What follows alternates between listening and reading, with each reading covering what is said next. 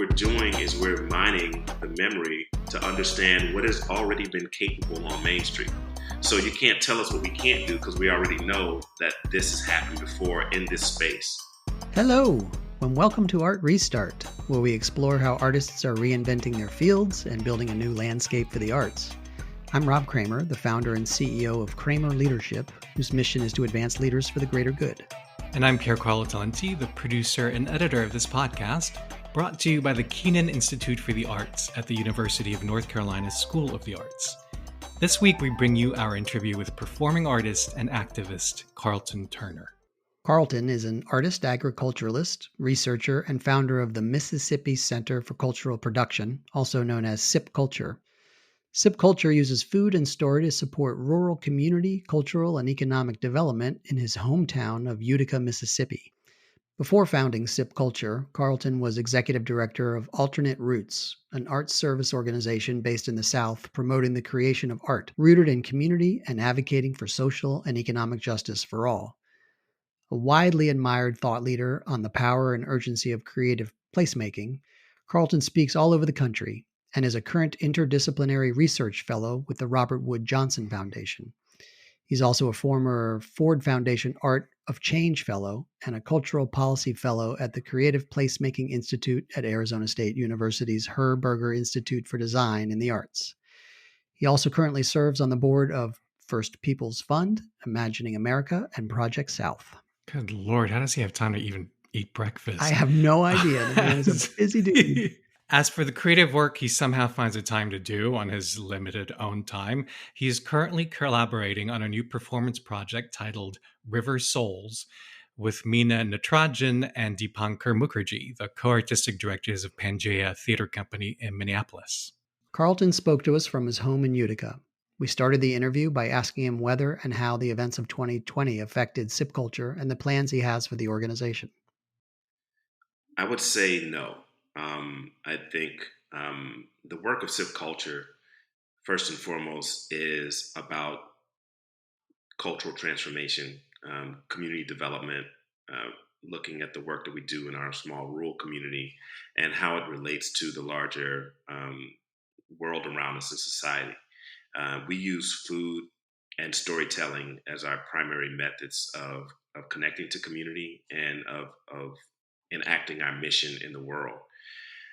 I think what we saw during the pandemic was kind of this kind of freeze moment in which people were asked to pause, to kind of stop the world in a way, to stop doing what we had kind of been accustomed to doing every day, getting up, going to work, going to the grocery store, going to the movies, going to the ball game, going to the concert, going to church, going to whatever thing, schools, back and forth.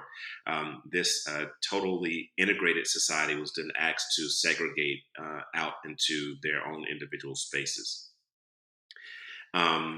However, for a lot of people in my community, they were both considered frontline workers. They were people who were working in warehouses and in healthcare institutions and in maintenance spaces and truck drivers and people who had to kind of continue moving as life dictated before the pandemic, to take the risks that the rest of the country was being asked to not take, and actually not being either acknowledged for their sacrifices and their vulnerability or compensated. So in that respect, it was very much like the America that Black folks know. And in terms of, so it stopped in that respect. The other part about it that I think has been really important to Sipp Culture's work is how the pandemic impacted the food infrastructure. So what we saw was this kind of throwback in our community, a community that historically and traditionally has provided a huge amount of its own food, from small farms to just being based around the entire agricultural industry. Kind of that community reverting back to a space in which we're lining up at the community center to get these USDA boxes of commodities. And that reminded me of my early days, my days as a youth, and remembering people in my community that produced food, going and standing in line to get government cheese and powdered eggs and powdered milk, and these things. So I think in many ways we realize that the work that we're doing around food and story is more integral now than it was before. And I think if nothing else, people were more awakened to the work that we're doing and seeing it as relevant to where before they were like, how are you actually mixing the arts and agriculture? Now they're like, oh, we see exactly why you mix arts and agriculture. So I think those were some of the pieces that hit us the hardest and the most made our work uh, really more relevant and more compounded. I think the issues around police brutality, um, they've always been there.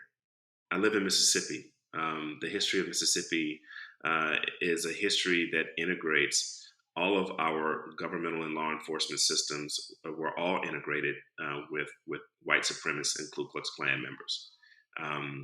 They killed the three civil rights workers in Philadelphia, Mississippi in the 60s. They were responsible for beating Fannie Lou Hamer nearly to death, in prisons in Mississippi.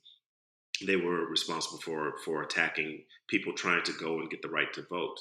And here we are today with kind of like this same similar moment in which our right to vote is being challenged and really oppressed around the state, but around the country, but mostly in southern states. That's not a coincidence. And we're seeing these same issues grow and develop. So I think for the rest of the world, it was a wake up. For Black America, it seemed like, okay, finally people are seeing what we've been going through for a long time.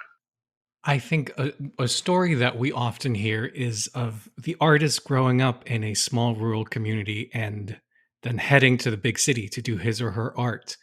What made you decide that your art was going to be inextricably tied to your community? What made you decide to stay and commit to making art in the community of your community and your forebears community? Maturity, I guess, is maturing, realizing that one, um, they don't need another Carlton Turner in New York City or Chicago or Los Angeles or San Francisco. In those spaces, my contributions are to New York City. They're not to the development of something that belongs to me, and it's itinerant. I can come and go, and New York isn't going to change. They won't change because of my presence. They won't change because of my absence. But my home community, every time someone chooses to leave here, whether it be for lack of opportunity or for any reasons, it impacts the community in profound ways. It impacts the quality of services that our community has, whether that be doctors that are leaving, or lawyers that are leaving, or professionals like grocers or engineers.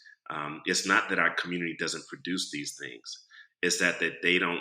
It's that they don't have connectivity to say, I want to stay here, and I will sacrifice the interim for the long term. And I think that's a sacrifice that a lot of people feel uncomfortable making. I didn't feel it was a sacrifice myself because my my role and position, both as an artist but also as a leader in the arts through the work with Alternate Roots, allowed me access into a lot of different communities. So I got a chance to travel and see what was happening in San Francisco and in Minneapolis and in New York City and in Atlanta and in San Antonio and in South Dakota and all of these places where I have relationships. I have people that are working on the ground there. And I was able to engage in ways that both endowed me with a sense of purpose, like what it means to do work in those communities. What does it mean for the people who live here that have never left? What does it mean for me as a person who's entering this community? How do I enter and exit in a way that is consistent with my values and principles and practices, as taught by the great Jawole Josala from the Urban Bushwomen? But also, how do I make an investment of the resources, the networks, the information, the skills back into the community that I come from that actually made me who I am, that invested in me values and integrity and foundational principles that show up in the way that I've shown up in every other community. So for me, it wasn't a sacrifice as much as it was wanting something different because my family is here. The children that have the offspring of my cousins and my uncles and my aunts all live in this community. And if we're not making an investment here, then eventually they all leave, and the place that we call home is no longer home. Since you brought up this work in your hometown, Utica, Mississippi, for our listeners that might be interested in establishing a career in their hometowns or in a place besides, some of the big cities that we typically think of, where major art is done. Can you talk a little bit in nuts and bolts about what did you do to help transform Utica from a community that consumes art to a community that really produces its own art? And specifically, kind of what was the process you did to engage the community, the people, and then ultimately impact and change the culture? Well, I would say first and foremost that the work is ongoing and it's really at its beginning stages. So my wife and I founded the Mississippi Center for Cultural Production in Utica, which is unceded Choctaw and Natchez land, in 2017. And we began that work working with a team of architects and designers. And we started a community centered design process. So we started with just 18 months of conversation, asking the community to take a complete look at itself, to do some critical analysis around what they found. We asked the community first to we put these big maps up on the wall of kind of like the Tri-County area, with a lot of detail. And we asked the community to plot 4 places. We wanted to know, where do you live? Where do you work?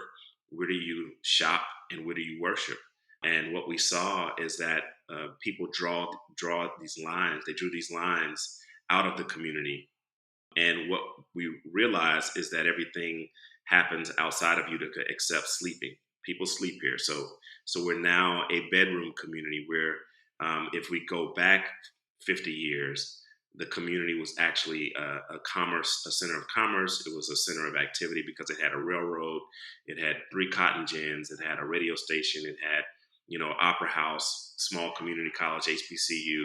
Like, it had all of these things, and so many of those things have perished and gone away.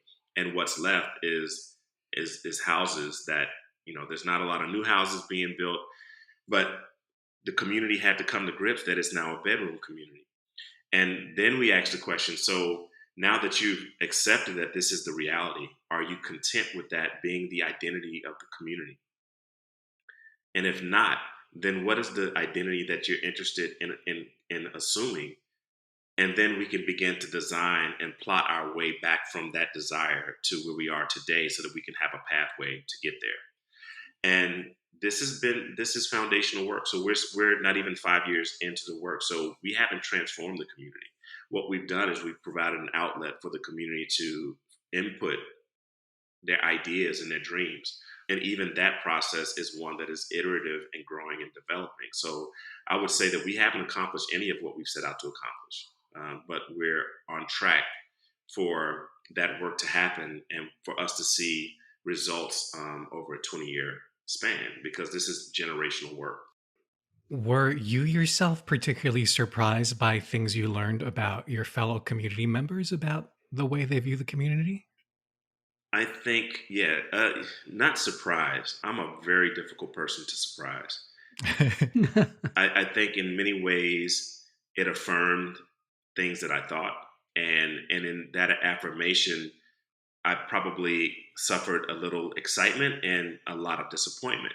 I think what I imagined was a chief concern of the community, from my vantage point, was the impact of both, I think, capitalism, which also the larger impact of capitalism, which impacts our community in so many different ways, but is responsible for kind of the demise of Main Street, is the emergence of Walmart's and the North Atlantic Free Trade Agreement, which took manufacturing to various countries, especially textiles and things that impacted our community, where we used to have a shirt factory, a sewing factory. And those things are really huge. And then the impact of education, and what Bob Moses, who's one of my early mentors, says is a sharecropper education, which is enough education just to keep you owing somebody else for the rest of your life. That the impact of those things has changed the quality of imagination and the ability to innovate into new ideas, or even to latch on to old ideas that are still useful. One of the things that we talk about in our community is about food and what role food plays and how important food is. We are a community that used to have several grocery stores. We used to have a lot of people producing fresh produce and producing a poultry and pork and beef and whatever. All of those things have gone away, including the grocery store. And now the place where people shop locally in Utica is the Dollar General store, which has a small produce section and mostly frozen and canned foods. That's a huge turnaround from what the community was 30 years ago. But when we posed the question to the community, what can we do about this? Almost across the board, what people say is we need another grocery store. And that defies the logics of economics, because if we're only a bedroom community, it means that there's no industry here, there's no jobs here, which means that grocery stores are going to opt to go to places where there's actually jobs, because that's where people are going to spend money. And people shop where they work. So when there were businesses in town, people shopped in town. But now people are working in Jackson or working in Crystal Springs or working in Vicksburg. They shop in Jackson, they shop in Crystal Springs, they shop in Vicksburg. So when we think about the economics of a grocery store, we're seeing the community sees the lack of a grocery store as a result of failed leadership. But they're looking at the local level. So they're blaming it on the mayor, they're blaming it on the city councilman or the alderman. They're not looking at the larger federal policies that have changed the way that factories work, or the places where industry is being invested in. And those are the places where I feel like as a community we could learn from some unpacking of our community's history, some unpacking of like political education, that helps us to understand the larger impacts of kind of like the global economics and how those things show up in Utica. And not think that the mayor actually has any power to bring back a grocery store, because he doesn't. What preconceived or preconceptions do you think people have about the role that artists can play in rural communities, particularly rural communities in the Deep South? I think that art is still such a misunderstood word and such a narrowly defined concept for people who don't consider themselves artists or creators. And I think that that impacts the way that people see art playing a role in community development and community transformation. Art is seen as either very specific to visual art, something that you paint or hang on the wall, or something that you gaze at in a museum or an art exhibit, or it's looked at as performance, theater, or music. Even the music is difficult for, I think, our rural communities to think about, because music is such an ingrained part of the life, it's such a part of the culture, that they don't necessarily even think of that as art. They just think of that as what it is, which is just this human expression that is just a part of who I am. Everybody's in the music.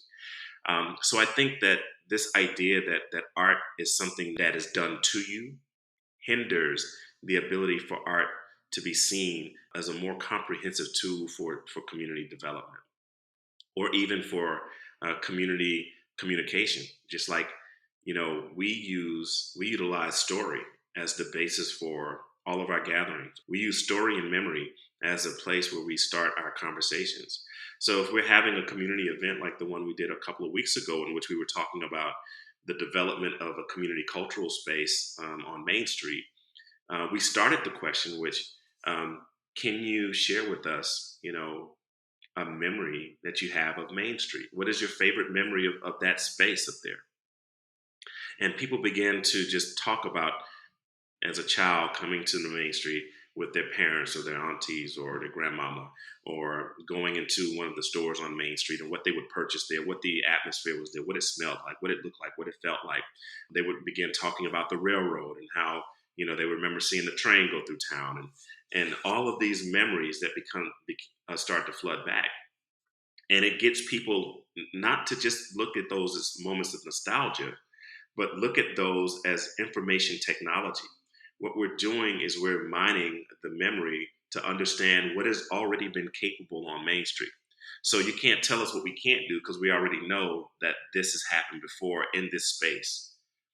And I think those are the methodologies that have been really useful for us. I don't think anybody thought about that as an artistic exercise. They thought of it as a question. But that moment that you were transported through this question from your seat to Main Street in a time warp in which you moved, let's say 20, 30, 40 years into the past to access a memory and bring that memory forward as a opportunity to think about the future. What we're trying to do is demystify the role of the artist and the role of the arts, and to reintegrate arts back into culture and take it out of performance and into the idea of embodiment. To me, those are the things that are very different in the way that the world treats art as a commodity, as something to be mined for the value that it possesses, and not the intrinsic value, but the profit that can be extracted from the product. Our framework is about one, that we have our own uses for that art and culture, and that is for us to build value that is important for us locally, and realize that if we think about the production of culture as a comprehensive framework for how our community works, then we can begin to change our perception of what it means to be cultured, what it means to participate in the arts, what it means to consume culture. So those are the things that I think we're working with and trying to figure out in our local community. Why do you think artists might be best positioned to be leaders in their communities in a way that they're not doing currently? Oh yeah, I mean this is the easiest question in the world. I think one, no matter what we've been told, all of us are creative. Every human born has the ability to create. It's such a wonderful gift, right? Artists are the ones who made it to adulthood, and not all artists are adult, but I'm just using this as a just hang with the picture for a second. Artists are the ones that made it to adulthood, refusing to believe everyone that told them that they were not creative, and they continue to hold on to that whatever that is inside of us that helps us to create, that helps us to build and imagine, and they never lost it. And they've honed the ability to tap into that source anytime they need to manifest something that doesn't already exist. That's why artists are essential to building a new world, because everybody else are only, most of the other people are fixed in doing it the way that it's been done. It's like we only know how to do it like this because that's the only way we've ever been shown. Artists are like, well, you can do it like this, but you can also do it like this. You can do it like that too, maybe over here, and you can do it like this. And people are uncomfortable with change. That's just first and foremost. But I think people are also uncomfortable with having a lot of options and a lot of ideas. And so we have to make idea generation and the refinement of ideas through collective community critique part of our collective critical analysis. And that's what's going to build the cities of tomorrow and the cities that we need today, that are different from the way that I think most leaders approach community development and city management, which is from operating those spaces as businesses or corporations.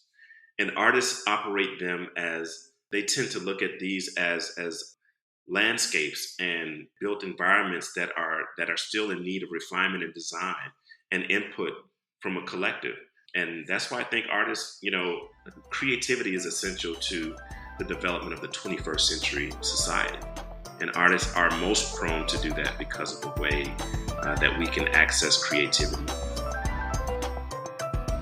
I find the way he talks about the impact that the imagination and creativity a leader can have on the community that he or she grew up in. I find that so moving, I Mm, mean, mm, there's nothing wrong with wanting to experience making art in like LA or Chicago or New York, of course, and being around that kind of energy and right. expanding your horizons. But but it's interesting to think that when considering her ambition and desire to have impact, an artist really should consider embedding her work in her home community and contributing like he's doing to the community's vitality. Yeah, it's wonderful to see. We're talking to more and more artists who are starting to do this as well, and realizing that the Hmm. skills of an artist, the talents of an artist, the ability to brainstorm and look at multiple options and be innovative is what's needed in small community. He's creating change ultimately by trying to tap into something that's innate in all of us. He's a systems thinker, I think. He looks at larger processes, policies, norms, and then looks at how they impact at the local level. So he's really combining these two really complex ways that we function. One as individual humans with our own personal growth, and then combining it Right. with these big cultural challenges and saying, if we do this work on ourselves, it'll impact society. And if we work on the big society issues, it can impact our quality of life. And so it's kind of back and forth, both sides of it. Yeah, this connecting the micro, like everyone has their own story, everyone is an Right. artist, everyone is generative, to the macro, which is these are the systems that need to be completely changed. It's Yeah. amazing how he's able to go back and forth and connect the two, just like you said. Yeah. It takes a real skill to be able to do both and to be able to speak to both sides. Some people, Hmm. it appears in Carlton's case, some people are good translators. And it seems that that's one of his gifts because, he's sitting on these major boards and he's fellows in these major organizations. And yet he's still able to speak to his local community and translate it and have it make sense and hear from his community and then translate that up to these large organizations. And that's really a gift, I think, that he's got. Yeah, I wish we had a Carlton in all of our small towns. And who knows, maybe in the next 20, 30 years, that's exactly what'll happen, right? Fingers crossed. So glad he found the time to speak with us. He's really inspiring. Agreed. If you'd like to read a longer version of the interview, please head to uncsa.edu/artrestart. And if you enjoyed this or any of our other episodes, please consider leaving us a rating or review so more listeners can find us. Our theme music is by Shanghai Restoration Project. I'm Pier Carlo Talenti. And I'm Rob Kramer. Thanks for listening.